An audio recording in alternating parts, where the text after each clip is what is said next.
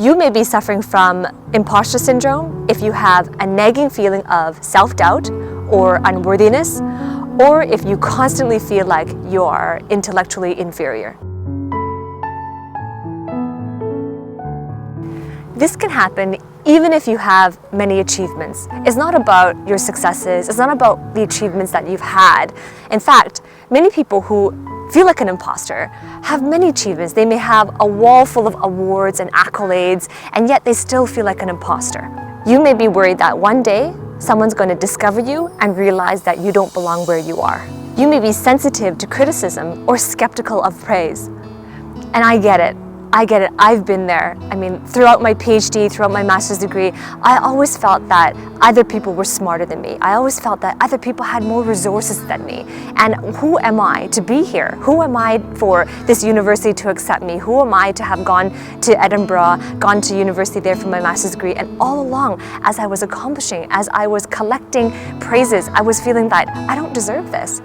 I need to be better than this. Look at so-and-so who has this that I don't have. Look at so-and-so who has this particular experience that I couldn't imagine that I would ever have. So all along, I was fearful that someday one of my professors would walk in, call me into their office and say, you know, I think we've looked at your achievements, we've looked at our policies, and you don't quite fit the bill for what we're looking for. And it was always this nightmare I had of, what if one day I'm going to hear from someone that I admire, you know, a postdoc or a professor that I really admire, and they're going to point out this key flaw, this monumental mistake that I've made, and then all of it will come crashing down. And I was always fearful that what I did was not going to be good enough. What I did was not going to measure up to what success is supposed to look like if I wanted the career that I really wanted. We are in a generation of people who are addicted to comparison. Look at social media. So you go to someone's Facebook page, you go to someone's Instagram page, and there's snapshots of people's lives. People, of course, would post the positive things, the things that they're happy about, and we see that, and we compare it to ourselves. And we say, I want that life. Or why don't I have that? Or what if I could get that lifestyle? How do I do that? And we compare. The academic system, the education system, is designed to give you transcripts that compare you to other students. The GPA is a comparison of where you are in the class and how big that class size is. All of it is a comparison. So you are conditioned at a very young age to compare yourself to other people.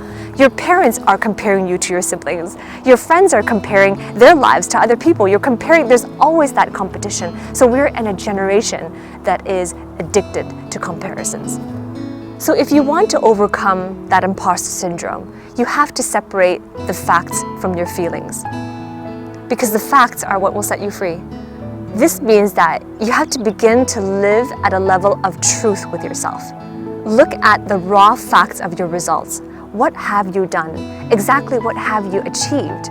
Those are the facts, not your feelings towards them. If you look at your achievements and you say that wasn't good enough, that's a feeling. Or if you say, I could have done better here, or that really wasn't what I wanted to do, those are feelings, it's editorial. So look at the facts of what you have done and separate your feelings right now.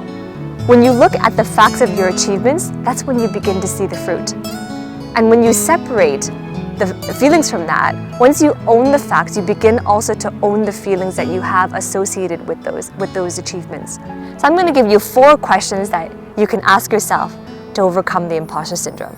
The first question is, what are the facts today? So be brutally honest with yourself and look at your fruits. What did you accomplish? What did you achieve?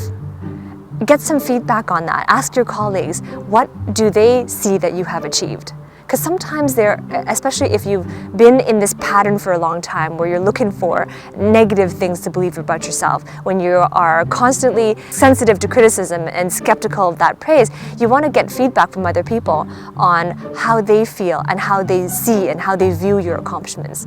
So get those facts. And again, as you're getting that feedback, as you're collecting the facts on what's true today, separate your feelings from that. Just looking at what are the facts, what is true about my achievements today.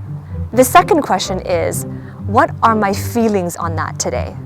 So this question is important because when you look at what your feelings about that are today, that's where you really take ownership from the things that you're feeling. If, for example, it is self-doubt, if it is unworthiness, it is an opportunity for you to check in with yourself about why you're feeling that way. So recognize, first of all, acknowledge the emotions that you are feeling, write them down, acknowledge them, and check in, because this is your body's way of bringing it to your awareness that something is wrong. So check in with yourself. Why are you feeling self-doubt? Why are you feeling unworthy?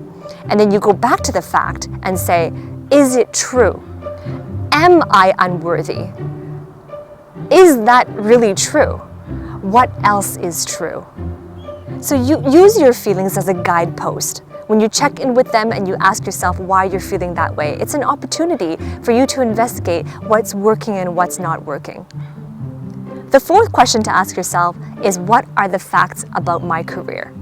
And this question is key because it ties it back to your career. And this is all about feeling an imposter syndrome while you're on your career path, on your career journey. So when you ask yourself, what are the facts about my career? It ties it back to what's important to you, the question of this career path that I'm on, the feelings that you are getting on, the emotions that are coming to you. What is true about my career? Are the feelings that I'm feeling right now about that, are they relevant to my career? Or is it something deeper than that? Is it related to my career path? Or is there something in my past that I haven't dealt with yet? And the fourth question to ask yourself is, what are the stories that I've been believing? This is also a key question because it really brings it back to being able to be vulnerable to yourself, being able to be brutally honest with yourself, regardless of whether or not that is going to be something negative or something positive, because you need that honesty. You need the honesty about your facts, your feelings, the connection to your career, and the stories that you've been believing. We all tell ourselves stories. I tell myself a story, you tell yourself a story. And the thing is, are those stories really true? Or are they conditions? Are they values that other people have injected into your life and they aren't really reflections of what's really happening?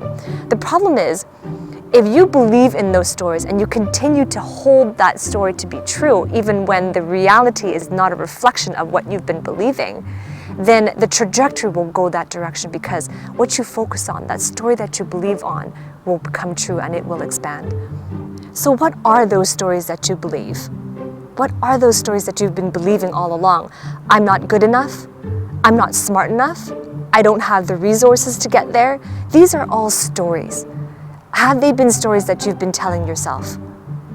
And are they really true? What else could be true? Bring yourself back to the facts. And if you realize that you've been believing in a lot of stories, that you've been telling yourself a lot of stories, it is time for a belief overhaul. Comment below. Have you been suffering from imposter syndrome? And what are the stories that you've been believing? Remember to subscribe to my channel. Hit that subscribe button below, and remember to hit that bell as well so that you could receive notifications each time I upload a new video. I always release new videos twice a week, so hit that subscribe button, ring that bell as well, and we'll see you in the next video.